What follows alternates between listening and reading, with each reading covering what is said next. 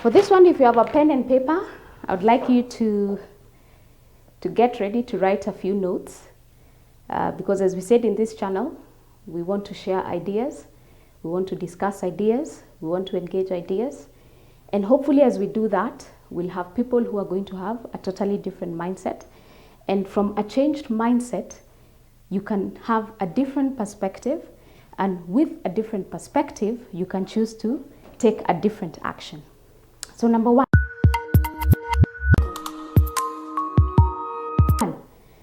identify a need or a problem in the society. Remember Japan? They identified there was a problem. And what was their problem? They wanted to go back to economic stability. So what is the problem that we are currently experiencing in our society? Okay, so think about that and look at it as an opportunity. I remember listening to one of my most favorite speakers. His name is the late Dr. Miles Monroe, and he was giving a story about two young students from Harvard University who decided to visit India. Now, in their visit, one morning when they were standing out, I think at the balcony of their hotel, there were two students. So they were observing life unfolding in, I think, Mumbai or whatever city they were at. Now, one of them realized that majority of the people did not have shoes and they were walking barefoot. And Mumbai is very hot, so you can imagine walking around with no shoes, all right? The other student sympathized with the problem. So of course, both of them sympathized, but one of them decided to think about what can they do to solve that problem, okay? Now, after that visit, one of the students decided that he wasn't going back to Harvard. He was going to go on a mission to see how he can solve that problem for the majority of people within that country. So when he went back home, I think the next thing he went to was China, and they came up with, I think, some plastic shoes. I don't know whether that is where the origin of the story started, with the plastic shoes, and the other guy went back to Harvard. So after a couple of years, the guy in Harvard came to work for the guy who had started a shoe company. So what he did was he identified a problem, but saw it as an opportunity. Number two, what skills do you have that you think that you can use to solve the problem? Is it your qualifications? All right. What skills do you have? So for whatever problem you have identified that you can use to solve that problem. And if you do not have the skill, can you get somebody to assist? Like that guy who decided he didn't know how to make shoes, but he engaged people who would make shoes. Okay. Number three, what resources are available and how can those resources be used to solve the problem? So resource number one could be you have a cooker, all right, in your house. And the skill you have is that you like cooking. If you say you don't have a job, now can you look at that as an opportunity of starting to bake some muffins, all right? And you might argue that everybody's making muffins, but why can you come up with a muffin that tastes differently, all right? So the resource that you're going to be exploring is the fact that you have an oven, okay? Another resource, if we're to think about a problem we have, is the food security. There's a lot of land in this country. How much of that land is being cultivated?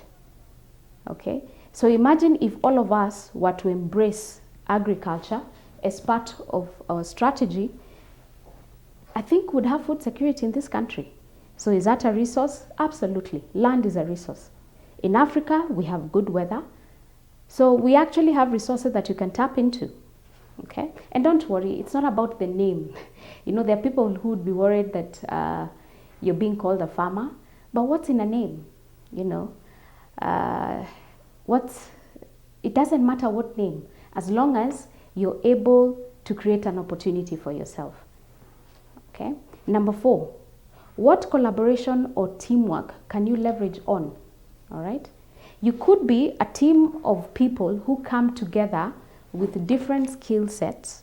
You identify a problem, and then together you come up with ideas form a company, and start working towards that problem. Okay. Look for ways to solve it. All right. So if you have land and you have different people with different skills, all right, come together and see how collaboration can take people far. Okay. Number 5, do you have any talents? Do you have any areas of gifting? This is something called ikigai. It's a Japanese concept that speaks to 4 critical areas, or 4 areas when we're talking about your talents and gifts. Okay? So how do you convert this into an opportunity? Okay, in order to solve that problem. Ikigai is identifying something you love doing. Okay. Number 2, something you're good at.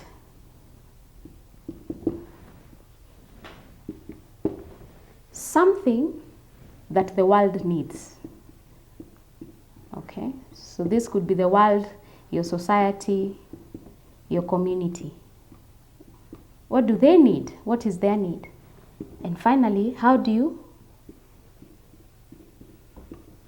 monetize it? Okay, Ikigai speaks to this. So if you have been trying to look for a job in a specific area, but you haven't paid attention to what you're good at, there's a beautiful quote that states that when we were all born, our work was placed in our hearts. So start paying attention to these areas and see how this can become that. Okay, do you have an existing idea? This is number 6. Do you have an existing idea that is not doing very well? Identify what is the problem. All right. After you identify the problem, is it possible to get a mentor or a coach, okay, a consultant, for somebody to help you to scale that idea into something big? Okay. Alternatively, you can research, read books, okay, because the process of problem solving requires knowledge and information. So you have to go seeking for that information, and if you don't, then we'll go back to our number 2, which is waiting. Waiting for something to happen and us not being in control of that. Number 7, purpose to study successful people. Okay? Nowadays, we are all exposed to a lot of information on the internet. Read books. For people who became successful, what exactly did they do? Get books. Think and Grow Rich. And I like the topic because it says you have to start thinking first, which means you have to change your mindset first before you can grow rich. So purpose to study some of these people. Number 8, define the values to guide the ideas that you have. Okay? Anything driven by greed, okay, taking things from others, succeeding at the expense of others, I would not recommend. Okay? Let your ideas be driven by service, quality, excellence, meeting customer needs, and healthy competition. Don't go out to start a business venture because you saw your friend doing it. Okay? And even if you're going to do the same things, then don't open the shop next to him or her. Okay? And if you have to, then let it be slightly different from them so that both of you end up benefiting. But do not intentionally pick an idea that somebody's already running with and intentionally choose to bring them down. It becomes a lose-lose. They lose, you lose. So that's why I'm being very specific when I say healthy competition. Number 9, cultivate the right attitude. When you start any opportunity, it requires more than your skill. Skill is one, talent is another, but you need attitudes that are going to drive you towards that objective. Patience, okay? Persistence, resilience, determination. Those are critical things. Commitment, discipline. Those are the things that will get you to having opportunities that become successful. But if you do not have the right attitude, I can assure you that there'll be no success. And even if there'll be success, the success will look like this, and then it will come down crashing. So always have the right intention of cultivating ideas that are driven by the right attitude. Benchmarking. Benchmarking is you have an idea, but you don't really know how to go about it. Can you go and study, or do you know somebody else who is already doing it? Can you go to them and find out, for me to do this, what would I do? What would I have to consider? How much money would I spend? And I have an interesting idea for this one. I have a friend who lives in Kisii. I went to visit them sometime last year, and they gave me a huge avocado, like a really huge avocado. I had never seen an avocado like that in my life. So they started explaining to me that in Kisii, it rains after 2 or 3 days. There's always rain. So I'm curious to find out, if I live in Murang'a County, okay, and our farming is not doing very well, can I visit, or can we take a group of people, can we go and visit Kisii and find out what are they doing right? And then we can come and implement what they're doing right in our own community. That is what benchmarking is all about. Last but not least, start small. Okay? Do small things with excellence, quality, and mastery. Think about somebody who's gone to school and they've not been able to get a job, so they decide to start a small mandazi business.